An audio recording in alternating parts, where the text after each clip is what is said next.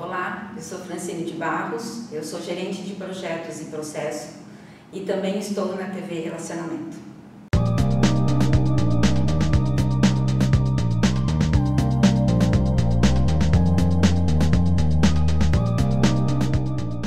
Olá, internautas, iniciamos mais um programa Gestão Executiva e hoje nós vamos falar sobre vários aspectos da profissionalização e uma delas é de inteligência artificial que entrou no nosso mundo aí. Professor João Fidalgo, prazer imenso aqui em tê-lo aqui. Prazer é meu, Kendi. Agradeço pelo convite. Estou à disposição. Ô João, você está ministrando agora uns cursos fantásticos aí, que envolvem a área gráfica. Sim. E também a área da inteligência artificial. Eu queria que você falasse um pouquinho para os nossos internautas como que foi a sua curiosidade em pesquisar e o impacto que isso está trazendo nos dias de hoje. Olha, Kendi, primeiro, essa questão da inteligência é antiga. Tem duas datas importantes ali. Uma é 1956 e a outra 1964. Em 56, um cientista chamado John McCarthy desenvolveu uma linguagem de programação que deu base para tudo que a gente está vendo hoje em dia. E em 64, um outro cientista chamado Joseph Weizenbaum, não sei se a pronúncia está correta, me desculpe, tá? Ele fez um programa que era capaz de manter uma conversa com um ser humano de uma forma quase como o ChatGPT que a gente está vendo hoje em dia. Entendi. Então, eram pessoas além do seu tempo, muito além, não é? Então, o que parece, a impressão que eu tenho é que a gente como usuário, porque eu sou um usuário de inteligência artificial, eu não desenvolvo, tá? Certo. A gente usa coisas que não são tão novidade assim para algumas empresas. Ok, tá. Então é um negócio assim bem bacana. E antes que alguém fique muito preocupado, eu vou dizer, a inteligência não vai simplesmente chegar e tirar o seu emprego, não é nem por aí. Exatamente, verdade. Porque tem gente morrendo de medo disso, meu. Mas não é por aí, viu? É verdade. Teve um filme, se não me engano, da década de 90, que o Spielberg fez, que é o Inteligência Artificial. O pessoal não entendeu direito também, ainda estava no começo. Mas aí começou a parte de realidade virtual, e aí você vê que eu trabalhei muitos anos na área de atendimento a cliente. A gente usava aquela unidade de resposta audível, que é a URA, que ela tinha uma inteligência, mas que juntava lá as palavras, os números para dar saldo, essas coisas assim, e os bancos acabaram pegando, tal. E tinha alguns atendimentos automáticos também, mas aquele disque 1, disque 2 tal, não era inteligente, era só um distribuidor. É um robozinho, né? Um robozinho, isso. Mas aí você vê aí o BIA, que é o Bradesco Inteligência Artificial, bancos, quem diria que todo mundo achava assim, os bancos físicos, a estrutura física deles, quanto mais ostentava, mais tinha valor. É verdade. Então, sempre o Bradesco foi o primeiro, depois quando o Itaú comprou o Unibanco, acabou ficando o primeiro, mas a gente vê que um banco que não tem agência nenhuma, que é o Nubank, ultrapassou os dois. Banco Inter também. Isso, exatamente. Então, o mundo mudou bastante e a parte da digitalização entrou para valer, e a inteligência artificial também, Também. O que você explica no seu curso lá, João? Olha, o curso, inicialmente eu comecei com palestras, Ok. Inclusive nós temos uma amiga em comum que é a Regiane, Isso. Estive lá com a Regiane, a gente apresentou uma série de questões interessantes, até para dar uma desmistificada, o pessoal perde um pouco de medo, Então existem várias plataformas ou ferramentas de inteligência artificial para ajudar na geração de imagem. Algumas são gratuitas, outras já são pagas. Certo. As que são pagas, eu já vou dizer, o resultado é muito melhor. Sim, muito melhor. O outro é uma degustação, Apesar que assim, você tem resultados bons se você souber conversar com a ferramenta. Porque eu acho que o grande mote é saber pedir. Então vou te dar um exemplo rapidinho, tá? Você chega para a inteligência e você tem lá uma tecnologia chamada Text to Image que você escreve. Então primeiro você fala assim, o que é, por exemplo, um homem? Se eu só colocar homem e apertar Enter, ela coloca qualquer homem lá. Mas se eu disser que é um homem de 50 anos, barba cerrada, usando uma camisa azul, eu já estou dando mais informação. Então, eu já disse o que é e como se apresenta. Tipo de sapato, isso estatura. mesmo. Aí você vai dizer onde ele está. Ele está numa cafeteria. Opa, então a inteligência sabe que tem um ambiente. Ela vai montar esse ambiente. Numa cafeteria com os braços apoiados sobre a mesa, aí entre parênteses, enquanto o seu café esfria. Você pode pôr um ponto e depois uma nova informação. Ao fundo, frequentadores numa imagem de segundo plano desfocada. Você traçou todo um panorama. Ela vai chegar bem próximo daquilo que você estava imaginando. Exato. Então a questão é saber pedir para a ferramenta. Sim. Tá? Ela não é senciente. Ela não vai chegar e fazer o que ela quer simplesmente. Tá? E está conectada à internet. Então ela usa referências que já existem na internet para, com base no seu texto, ela montar uma imagem. Mas é como se você tivesse um profissional lá que você tivesse que falar para ele. É isso aí. Quanto mais detalhes você der, mais próximo do que você está pedindo. É exatamente isso. Então a gente tem que pensar que é como se você estivesse perguntando para uma pessoa, um profissional ali, o que ele faria, né? Interessante. Você vê isso, o cinema está usando muito aí, né? Sim, a todas as áreas. Música, cinema, a minha parte, que é a área gráfica, está usando para geração de imagens. Isso tem tudo. Perfeito. A gente está conversando aqui e o Google está escutando, não está? Está escutando. A gente fala muito em bicicleta, daqui a pouco começa a aparecer no seu feed de bicicleta. Então, nossa, eu achei interessante, a primeira vez quando eu peguei uma Alexia, eu peguei e falei, deixa eu testar. Alexia, toque Ennio Morricone. Não tinha. Não? No outro dia já tinha. Já achou. Já tinha todo o acervo, ou seja, ela está vendo assim, customizando os seus gostos, na hora que você pedir, né, já ter aquilo lá. Muito interessante. Ela cria uma Mas é o Big Brother, né? Nós estamos sendo vigiados o tempo todo aí. Né? Você vai ter sempre a tecnologia sendo usada pelos dois lados, vamos colocar assim, né? Exatamente. Eu acompanho de vez em quando a questão militar. Eu estava vendo uma reportagem que os caras soltaram um drone para sobrevoar uma zona de conflito e tiraram todas as travas dele. Então ele identificou que para eles são inimigos, ele abateu. Isso preocupa. É verdade. Isso preocupa, mas a gente tem que fazer o quê, né? Se você está sempre falando só sobre isso, na cabeça das pessoas só tem desgraça, né?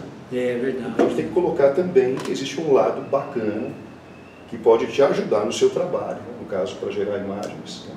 E não ficar tanto... Infelizmente isso acontece, mas a gente tem que focar mais a parte positiva. Que eu tenho é que assim, com o uso dessas ferramentas aí, o pessoal está lendo menos livros.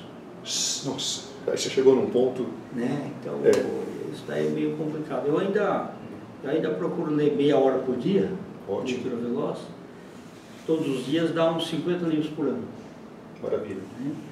Mas aí, uma vez até falaram, não é pouco. Eu falei, não, 10 anos são 500 livros, né? É bastante, é bastante. É bastante. Bom, o ChatGPT, a molecada está usando para fazer trabalho escolar.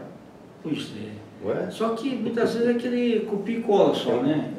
É um copiar e colar mais refinado. O ideal seria reter a informação. Né? Na nossa área gráfica, livro infantil, você fala assim, ChatGPT, construa uma história infantil com esses personagens, a relação deles é esse, ele constrói a história. Aí você vai em outra inteligência, pede para gerar a imagem de personagens, o pessoal junta e faz um e-book.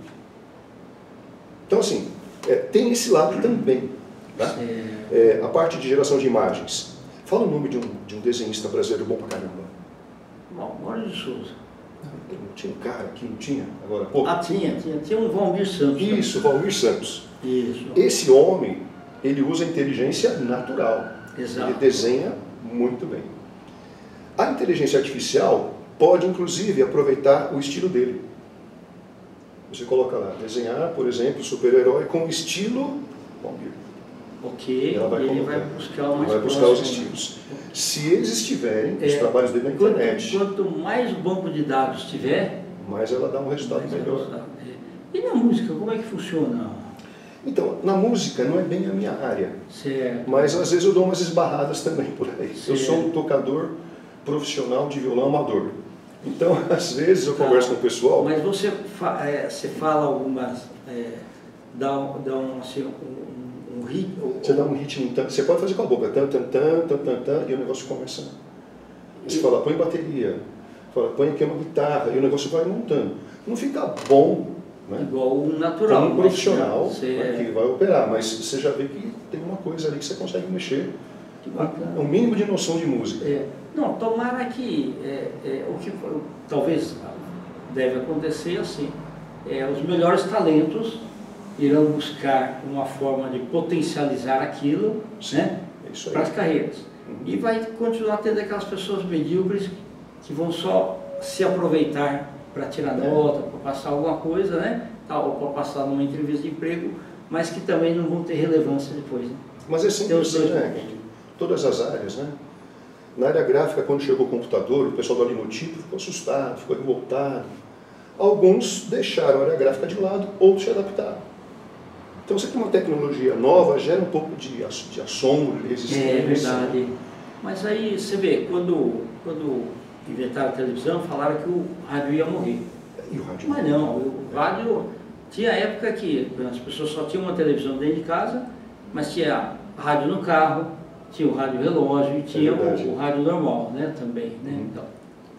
E quando a TV a cores chegou no Brasil em 1972, até tive um vizinho da roça, ele falou assim para mim, o que falta inventar? Eu falei assim, um dia o rádio será a cores, mas era brincadeira mesmo. E é verdade. Hoje o rádio é a cores. É verdade. Você vê como... Eu não tinha pensado nisso. Como que as coisas, né? Tem coisas assim que às vezes para a época é inimaginável, mas depois ele... Você está assistindo o pessoal da rádio no YouTube. Exatamente, Né? Antes era assim, a rádio você só escutava a voz, você não sabia se a pessoa era bonita, se era feia, não sei o que. Hoje você vê a pessoa normal, né? Como se fosse para a TV. Tudo mudou, né? É verdade. E o modo de ensinar também tem que estar mudando bastante, né? O modo de... eu acho que... O professor se comunica com os seus alunos. Acho que você tem que estar atualizado com o que as novas gerações estão fazendo, né?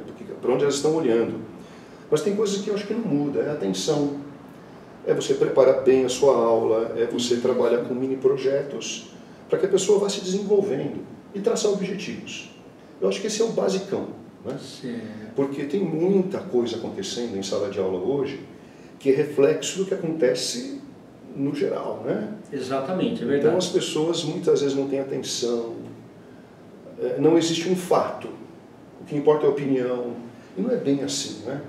Então, se você conseguir traçar um caminho para os seus alunos, se eles confiarem em você, e você realmente for um professor comprometido, eu acredito que os resultados vão ser bons.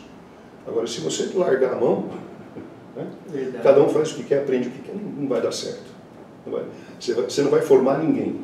Apesar que você não forma, mas você ajuda no direcionamento. Né? Sem dúvida. A gente vê em muitas situações, eu trabalhei em escolas de computação gráfica e muitos formandos de algumas universidades na área de arte buscavam a gente porque não conseguiam entender o que era para fazer no mercado. Um exemplo, um trabalho que foi relatado é que o professor falou assim, vamos fazer um cartão de visitas. Ah, legal, professor, que bacana. Vamos usar quantas cores? Ah, eu quero 4, eu quero 8 cores. 8 cores. Isso é proibitivo, vai ficar caro demais. Você não usa 8 cores no cartão. Então, às vezes tem que trazer esse pessoal um pouco mais para a realidade de mercado. Sim. Não, o visual tem que ser interessante, não pode ser letra muito pequena. Né? Eu já não enxergo, por exemplo, corpo 10. Exato. Né? Então tem que ter...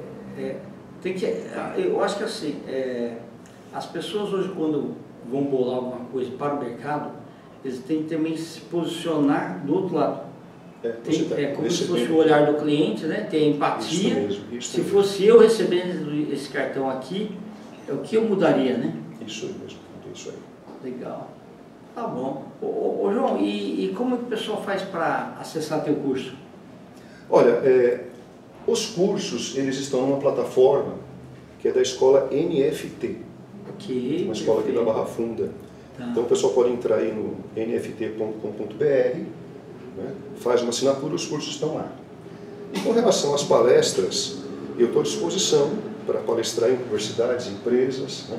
Okay. A gente fez agora há pouco na Anhanguera, E, inclusive, a palestra serviu até como complemento para os alunos, em termos de carga horária, em termos de complemento mesmo, na parte disciplinar, foi bem interessante. Não, mas você tem conteúdo relevante, viu? Eu agradeço pela oportunidade. Tá, e volte outras vezes também. Tá? Só me chamar. Você quer deixar o teu contato aqui? Assim, olha, meu Instagram é uptype, type com Y, _ treinamentos. Perfeito. Tá bom? É isso aí. João, gratidão, viu? Muito obrigado. Valeu. Internautas, com os agradecimentos então a esse fantástico professor João Fidalgo, que tem aquela linguagem certa, né, de comunicação, né? Por isso que ele é sempre admirado pelos alunos, né? Os agradecimentos à Regiane Dutra Vronovski, né, pela indicação, e nós então finalizamos mais uma Gestão Executiva. Um grande abraço e até a próxima.